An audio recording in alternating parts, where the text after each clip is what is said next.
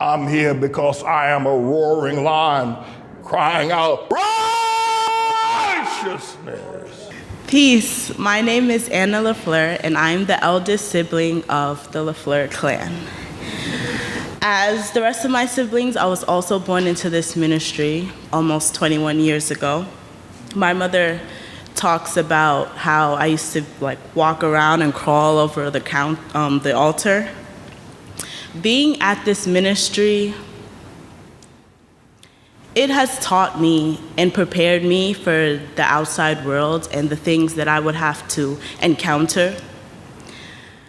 I've attended Great Tomorrow's Elementary School, Great Tomorrow's Middle School, and ATLAH High School, and let me tell you, thank God I did, because when I graduated and I went to New York University for my undergrad, it was a whole different world.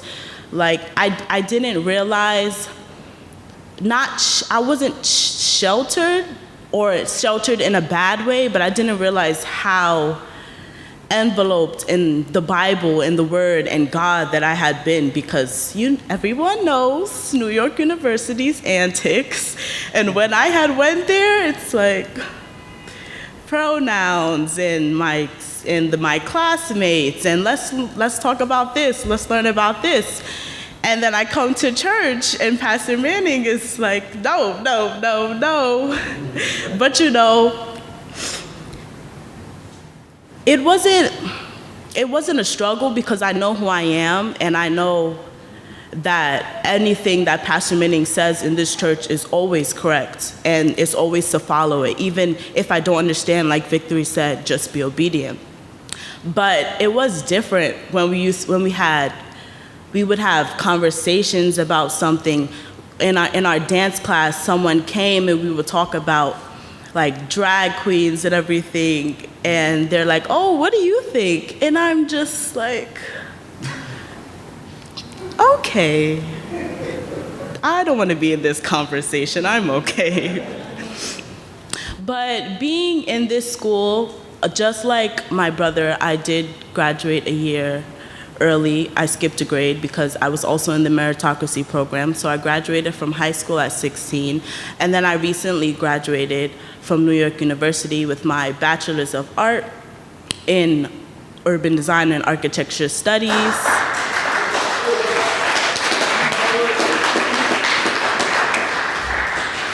And now I will be attending Pratt Institute. I'll be getting my Master's of Architecture, so I'm in the MArch program. I also graduated NYU with honors. And let me tell you that Pastor Manning, who do you know of a man who would buy a car for students or graduates who are graduating with honors? Education is so important to Pastor Manning, because about 2 weeks ago, I went to Pratt early to undergo kind of like a crash course for the software that I'll be using in the fall and for the rest of my life.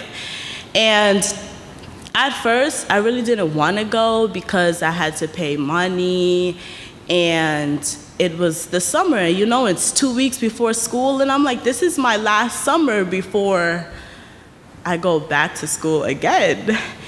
And, Pastor Manning, he was like, no, you better go, I'll pay for it. And so he even paid half for it. He was gonna pay for the whole thing, but I said, Pastor Manning, it's okay. I'll just, the church, needs it more because we're in a foreclosure and everything. Being in this school, well, let me backtrack. So being in this school, Pastor Manning has taken us on many trips, as my siblings have said. And the first time I went out the country, the first time I went on a plane, he provided that experience for me. And so we went to South Korea and we went to China, and it was a movie for me. I was so excited to go because everyone would take pictures of me. They wanted to touch my hair, and I'm like, oh, I'm a celebrity? And it was just nice to just experience new things, I and the hotel rooms were nice. We had bidets. That experience was amazing. Just also experience the different foods, the different cultures. It was an experience that I'll never forget, and I'm always thankful for Pastor Manning for everything that he's done for me and my family, you know. I realize as I'm going into the world every day, whether it's work or school or just going to get some groceries or something, when I'm talking to people like my coworkers or my classmates, or my professors, I realize that the family that I have is not a normal family. And I don't know if I take it for granted, but I don't think that I have actually sat down and realized that not everyone has both parents in the household, not everyone's siblings come from both parents, or not all of them are married, or they're having children out of wedlock. And when I talk to all the people out there, like my mom this, or I never met my dad, or we're trying to get joint custody or something, shared custody or full custody, and sometimes I sit there and I think, and I'm like, wow, I never have to understand anything. Like, I sympathize, I empathize, but I just don't understand where they're coming from, because my family's together all the time. Like, we do everything together. Even if on Saturdays, say if someone's not ready, it's usually always me, but if I'm like washing my face and then my mother's like, we have to go, and I'm like, we're never late, but I'm like, you can leave me, it's okay. And they're like, no, we have to always come in together. We cannot leave. We're not gonna leave you. We come together as a family. And I'm like, okay, I'm hurrying. So I'm like washing my face, drying it, putting my lotion on. And then there's this old man who lives around our block or works around our block. Sometimes he sweeps the block. And every time he sees us, he's like, oh, hey, family. And then my father's like, hey, how you doing? My mother's like, hi. We're all like, hi. Or sometimes when we're just walking together, they're like, oh, what a beautiful family. What a beautiful family. Sometimes in our building, our neighbors see us and they're like, oh, hey, family, 5 children? You have all of these? Your daughter's graduated from NYU? She's going to Pratt? You know my father, he loves to tell everyone because he's so proud. But when I think about everything, I'm just thankful that this is the family and these are the experiences that I'm having. And I've come back to teach some classes at the school. I've taught Accomplished Dreams, some dance classes here. I think the students liked it, you know. Sometimes they're showing me the dance moves, and they're like, oh, Anna, look, you taught me this. And I'm like, don't do that, it's embarrassing. Moving forward, when I did go to my boot camp crash course at Pratt Institute, it was an experience, and I'm so glad that I did it. I'm so glad that I went to take it, because all the information that I learned, it was good to have acquired it before school has started, because the professors, the instructors for the boot camp, they are practicing architects, and so they were teaching me the software. I learned how to laser cut. I 3D printed some things, and at first, I am not gonna lie, I was intimidated because they would show me finished projects or digital models of things, and I would look at what we started with, what they were teaching me, and I was like, how am I gonna turn this into this? There's no way, like, how did you do it? And then, but I did learn. They took all of us each step of the way, and then I'm like, oh, so that's what you did. So sometimes when I see digital models, I'm able to I'm able to tell which command they use, and I'm like, oh, you rotated it 3D, you lofted it, you did the Boolean split. And I'm glad that now I'm able to understand some things, because at first I didn't have any knowledge, and I looked at the software and it looked really difficult. But now I'm able to at least make some models, because we had to make a digital model at first, and they did not tell us what we were doing. They were just like, oh, use these shapes, combine them and make other shapes, and then fill in the lines and make kind of like a painting, but not a painting. And then we turned that 2D painting into 3D, because we had to build a pier. And so they sent us to go to the pier and to look around. So I went to the pier, and it was a nice view. And then when we came back the second week, one of my instructors, he said, sometimes I talk to the other instructor and I'm like, I don't know if they're gonna come back, but we all did. And it was funny, because the middle of the second week or so, one of the instructors, she said, oh, do you guys understand? She said, you're so quiet, what's wrong with you guys? And then she said, oh, you all look like architecture students now, underslept, staring at the screen. And I'm like, that's not funny at all, because I love sleep. And then I was on the internet, and then I saw a meme, and it said architecture students getting ready to open up their computer and the software, and then they said 5 minutes later, and they were like hunched and staring at the screen. And then after I saw the meme, I realized that while I was in school, while I was in the class, that I was doing this. And then it just irked me. And then the classmate who was sitting next to me, she was like, I don't know why, but I keep doing this. It's like I have to. And I'm like, me too. And we can see it's not a problem, but I don't know, I guess this is the way to go. This is the right way to go. But I'm really thankful for the experience that I had. Laser cutting was kind of fun. As soon as when the laser was going on, I had to film it, because it was so amazing. And then when I 3D printed, I'm like, this really came from nothing, like just plastic. And then when we did our review, our work review, some people came, some other instructors came, and they would each talk about our models.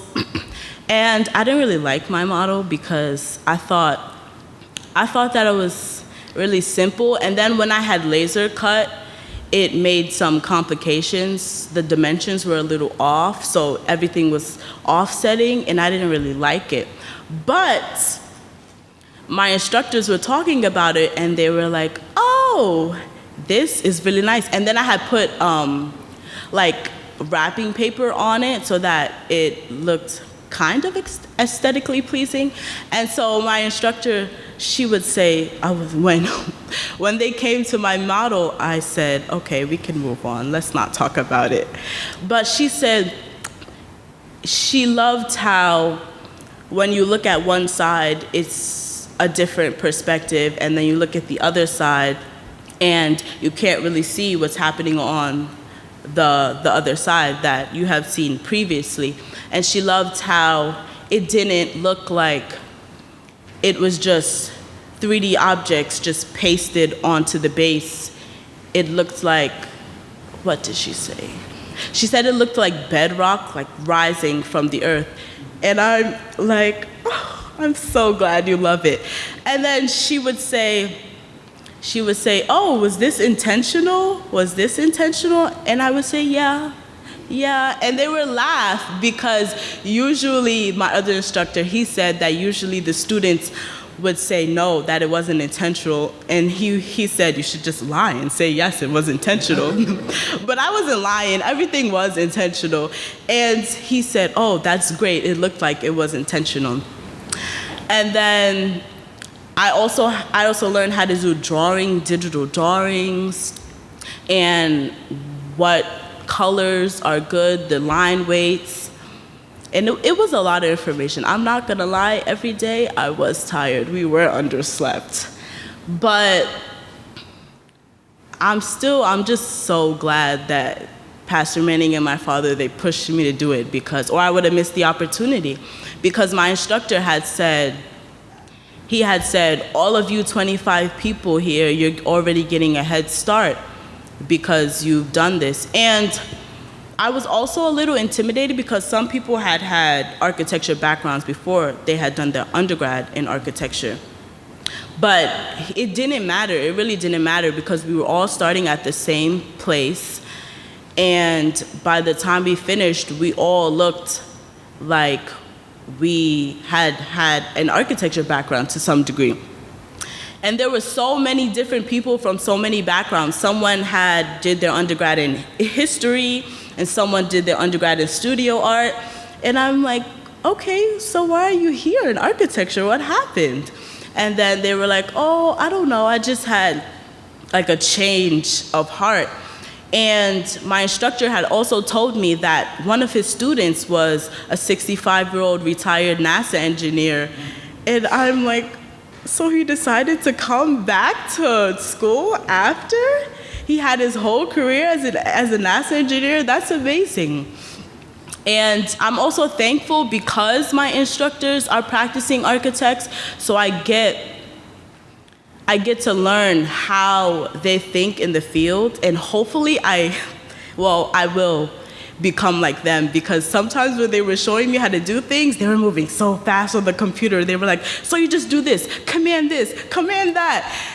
And I'm like, wait, I have to write this down. I have to learn. And they're just moving so fast. And then they told me to do it so I can learn how to do it. But then my hand is shaking on the mouse because I'm moving too slow. And they're like, do this. And I'm like, okay. And then they say, do this. And then I'm trying to move fast like them. And then they would say that they would have to go away early to go oversee a project. And then me and my classmates would talk and be like, that's gonna be us going out to Governor's Island and everything. And then one of my instructors were on their phone and he said, oh yeah, we can move the wall in the bathroom, or we can make the closet bigger. And I'm like, yes, that's gonna be me talking on the phone. And then, I don't know. I'm really thankful. I really am. All of this, everything that you've heard me say so far is really because me and my family is in this ministry, and Pastor Manning is the head of this church, to be honest. There's really no other way to say it. This is the fact. These are the facts. It is what it is. Pastor Manning has allowed the teachings of Pastor Manning and the leading of my father has allowed me to be this successful thus far. And I'm very thankful for it. I'm very thankful for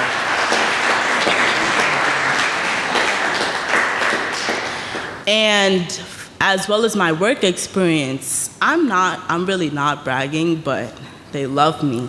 And when I had taken my 2 weeks off to do the boot camp, and I came back, and my general manager, she said, oh my God, Anna, I'm so glad you're back. And I said, what happened in these 2 weeks? And then my supervisor, she said, oh, you left us. You wanted to go to school. Why do you have to go to school? And I'm like, I cannot stay here forever. I'm sorry, that's just not in the works for me. And then my coworkers were like, yes, I'm so glad you're back, because when you were gone, I had to do this and this and this. And I'm like, but I do that all the time. So now you understand. And then they were sad. They were also sad because I'm gonna be working way, way less, because I'm gonna start school again. And so my general manager she said, oh, Anna, you have to train these people before you leave. You have to make them their proteges because we're losing like 95% of you. And I'm like, yeah. And then my coworker, he said, no, where are you going? And I said, you know, I have to go to school. I have to go to school in order to get this career started. And he said, no, you don't. No, you don't. And then one of my coworkers, he's in the engineering program, and we would always joke about how when we start our careers and we get our jobs, that we will be working together. I'll be the architect, he'll be the civil engineer or the structural engineer. And then my other architect, he wants to do construction. So he used to be like, so when you graduate, you're gonna call me, right? So we could get this going, get our projects going. I'm like, yes. I got you. Or they'll be like, oh, so when you're done graduating, you can get your job. You better design my house. And I said, yeah, sure. And then my other coworker, I told her my aspirations and my career choice, and she's Jamaican. She said, that's good, Anna. And then every time she sees me, she says, hot girl, Anna. And she always says, you're gonna do great things. I know you're gonna go far, and you're a good girl. You're really good. And then my supervisor, every time she sees me, she says, oh, I approve of you to my brother, but it depends on what my brother has to say. And I'm like, why are you trying to match make me with your brother? But I did take it as a compliment. But we're also working. I realized that there's no way some of these people were hired. There's just no way. Because some of them are always late, or they call out, they do a no call, no show. And I think about it and I'm like, do you want money or not? I could never.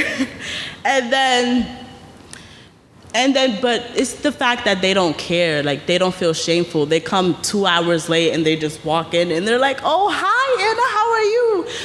And then I'm like, do you see how busy it is? We could have used you if you came on time. Or they just don't care, or they're upset because they're late, or because they talk rude to the customers, or because they just don't show up, that they're getting less hours. They're upset that they're getting less hours and they're not getting enough pay. But what do you expect? You can't have this type of work ethic and then get 40 plus hours, or have good things on your evaluation. I got my evaluation about a month ago, I think. And my general manager, she said, oh, you know you got fives. And I knew I did, because all I do, like, I come to work, I do what I have to do, and I clock out. And so she said, yeah, you're doing well. And then she gave me another raise. And then she said, I wanted to talk about you being a trainer. And I said, so you're gonna pay me more money? Because there are actual people who get salary and things for doing some of the things that I'm doing. And I'm like, so you're gonna pay me what they're getting, or what is it? And then they're like, yeah, of course. And I'm like, great, that's all I needed to hear. And then a couple months ago, the used to be district manager, he had said, oh, if only you weren't in school, you would be the next supervisor. And I'm like, yeah, I'm sorry, I have to go to school. This is not where I want to stay. So I'm sorry, I can't stay here. And then every time there's new coworkers, my general manager or the new district manager would say, oh, stick with Anna. And then I have to train them about how to do certain things. And then when the new coworkers are doing well, my supervisors, they're like, oh, Anna, you told her that? Who told her that? Anna? And I'm like, yeah, that's me. And then I can feel the appreciation that they have for me and my work ethic. I think about who I am as a person and why I have the work ethic I do. And again, it's because what? Because I'm here, my family's here, and Pastor Manning has taught us the right way to go about doing things in the world. And I just want to say that I'm very thankful again to be in this ministry, because I think a lot of the things that I have accomplished, a lot of the things that I've done, or the great things that people say about me, it's because I've learned and I was taught here. It's because all I've known was here, and I just allowed all the teachings that Pastor Manning and the teachers and my father and my mother have taught me, and I've just used it to go about the world. And sometimes, it's hard out there, because everything that the world is for, we are against. And it's like, when they talk about this, they talk about that, and then I'm like, let me not get in too deep, because I don't want to seem like I'm going against the church or any of the teachings that Pastor Manning has said. And I always stay true to myself regardless. If somebody wants to talk about anything that is against anything that I believe, I just don't engage in the conversation, They try to talk to me, and I'm like, okay, let's continue working. Let's do our things. Let's do our assignments. I just try not to even engage in it, because I know how strong I am, but I just don't want to be sucked into anything like that, And with that said, thank you, Pastor Manning. Thank you. Thank you to my wonderful parents for raising me the way they did. Because I think about it, and this is just who I am, This is just how I was taught, and it's not like I'm trying to do anything that's different, or if I'm trying to work so hard to be something that I'm not. This is just how they raised me, and this is just how Pastor Manning has taught me. And for everything that he's done for me and my family, I just thank him. And with that said, peace.